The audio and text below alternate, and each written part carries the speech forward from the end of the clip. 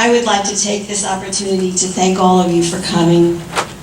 I know life is busy and it's hard to get to meet. Many of you have asked many questions of us, and we are attempting to cover a lot of them this evening, and also to let you know what you have signed up for being a Trinity family. However, it's important that we explain who we are, why we exist, the meaning of our work, and the effect it has on your children, short and long term. There has been much written about charter schools. Much of it is cloaked in politics. In order to understand, we will start from the beginning. We begin with a nation at risk. In April 1983, the American people and the educational establishment were put on notice that their public schools were failing its children. President Reagan authorized the National Commission of Excellence to perform and study our public schools. The results were staggering. Our students lagged behind our international counterparts, were presented with diluted curriculum, unclear objectives, and watered-down expectations. This study created a sense of urgency and made American schools a national discussion. One of the government responses was to raise standards through high-stakes testing that is linked to an amount of money to districts receiving good results. I could say some very unkind things now, but I'm not going to. The government was still looking for more answers and options. Here enters the charter movement. Charter schools entered the educational landscape in 1991 as another attempt to help to reform public schools. The first charter was in Minnesota. Charter schools are public schools that come into existence through a contract with the state, overseen by the local school board. They are freed of many restrictions and regulations placed on traditional schools. They reflect the founders' varied philosophies, programs, and organizational structures. Therefore, they are not the same, and it's very unfair to look at charter schools in one bucket. Charter schools were very much supported by both Bush's and Clinton administrations. The state of Florida, under Jeb Bush's administration, brought this movement here in 1997. We opened our school in the third year of the movement as an innovative program based on my educational experience at Bank Street College of Education. We were pioneers in the movement in Florida. We opened in 1999 as a replication of the laboratory school at Bank Street School for Children from birth to 8th grade. It was a very exciting time thinking of creating a school for children where we could actually teach curriculum steeped in developmentally appropriate practice, enveloping the whole child and preparing them for success as a person with high ethical standards. I wrote our charter with the developmental interaction approach in mind. This approach was rooted in developmental psychology and progressive education, with the leading child psychologists of the time, Dewey, Erickson, Piaget, etc., forming this theory in the early 1900s.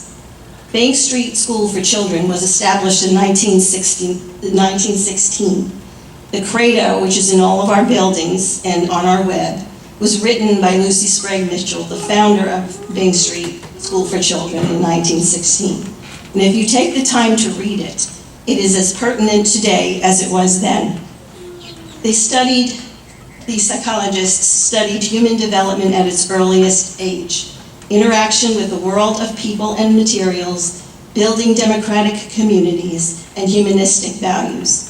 This research holds true today, and if you think about it, it's how we all learn today. Nothing has changed.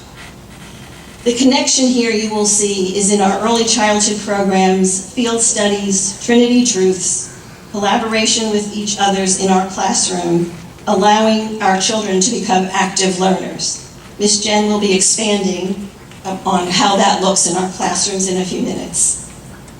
At the turn of the 20th century, and through the guidance of child psychologists, It was felt that the need for public school education was important to the country's well-being.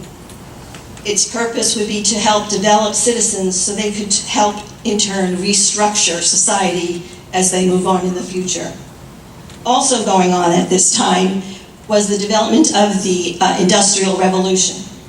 Because mothers and fathers needed to work in factories, they needed somewhere for their children to go. Public schools were born to serve that purpose.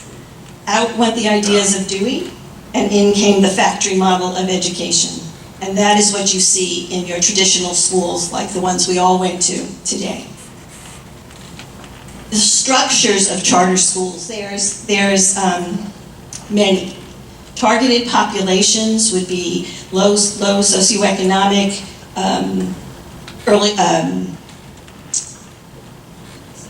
at-risk population, students with disabilities, things like that. So whatever charter they wrote had to be targeted right at that problem they were trying to solve. Management companies and for-profit companies, I don't know what to tell you about them. School, I've been a teacher forever. We're not in it to make money, right? We're in here to raise children, and the management companies and for-profits do just what that says. They make profits off the programs. And then we have our traditional schools. So charter schools are not all alike.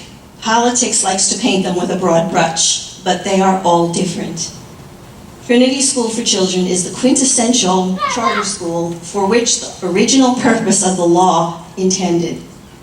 We are a nonprofit 501c3 corporation doing business as Trinity School for Children, with its sole purpose to educate children using a specific innovative program. Our early childhood program stands beside our charter program under the same 501c3, but is tuition driven. We are able to work magic with our children the longer we have them. Our early childhood program sets the foundations for learning. It's a wonderful thing to have watched for 20 years. It is also a pleasure to see so many of our alumni come back as parents, aftercare staff, teachers. Our own students own this school, and I couldn't be prouder. And that was my dream, and to watch it come to fruition has just been such a gift. One of my personal missions was to affect change through our charter in public school education. I have always strongly supported internship programs with the universities in Tampa Bay. I admit it's been a little selfish because I get to train them all myself, my staff does, and be able to train them to teach in our classrooms the way we know works for children. I can't hire all of them, but as they go on into their careers, perhaps they can share developmentally appropriate practice with others, or at least in their own classrooms. The New World Study just came out. The findings were just announced. The United States ranks 30th in math internationally. They found that the United States schools base their curriculum on content knowledge and less on thinking critically.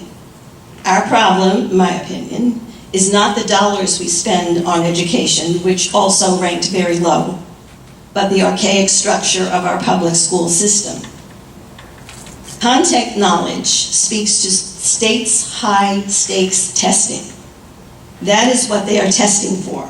We have been in A for many, many years, so yay, our children know content. And what are they supposed to do with that? The knowledge and skills to know how to learn is what happens in our classrooms, how we use that information to help grow. So in all of our work, we will always honor our original intent of the charter. And I hope I didn't bore you, but I think it's important for you to understand how we got here. It wasn't an easy road, but it's been a gift to all of us. So thank you for now. Thank you, Dr. O'Day.